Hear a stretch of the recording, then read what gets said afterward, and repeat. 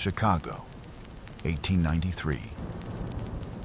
The city hums with excitement, electric lights, exotic foods, and inventions from every corner of the world. The World's Fair is in full swing, a celebration of progress and civilization. But just a few miles away, another kind of innovation is thriving.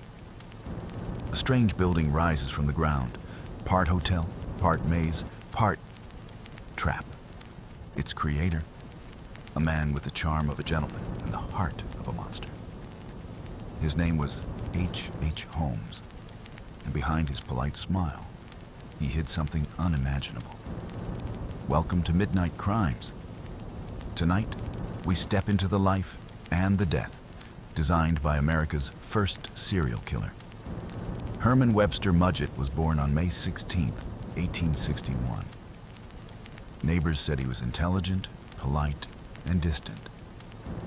Rumors claimed he was bullied relentlessly as a child, once dragged into a doctor's office to face a human skeleton.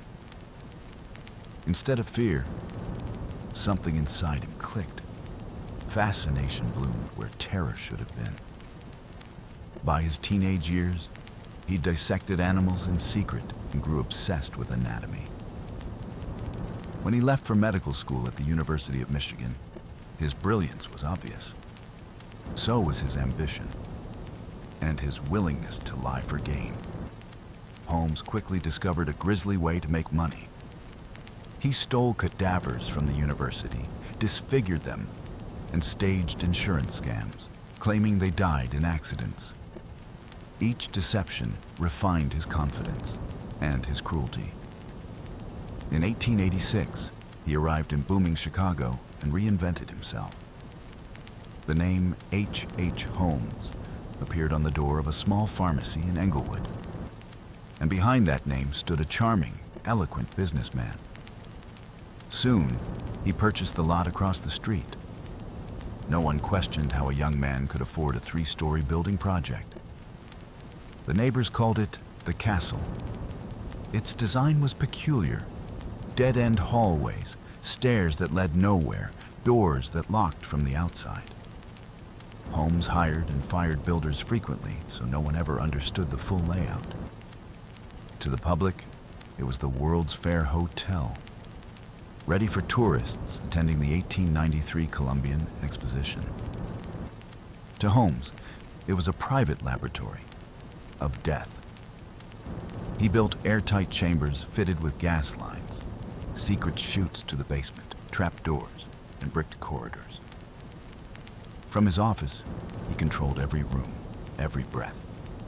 People came and went, workers, lovers, travelers. Some disappeared quietly. Others left traces only Holmes understood.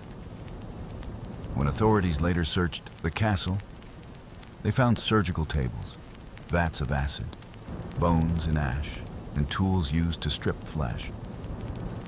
Holmes had become obsessed with eliminating the inconvenience of human life and turning death into profit.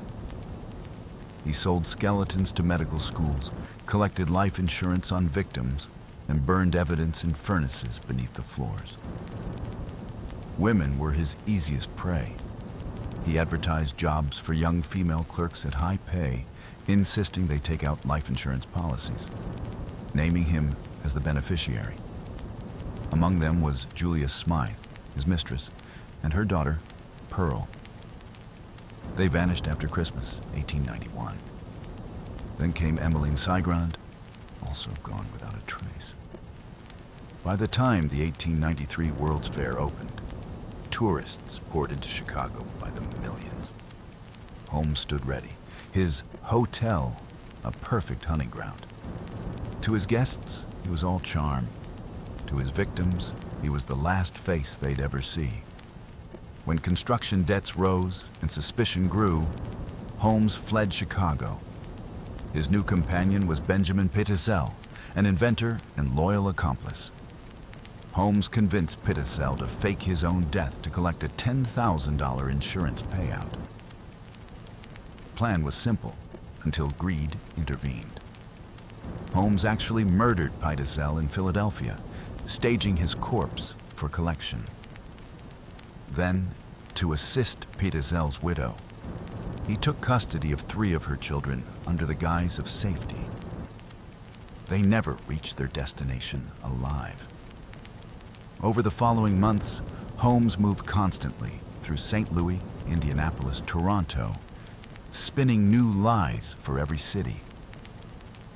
Investigators later discovered the remains of Alice and Nellie Peter Zell in a Toronto cellar.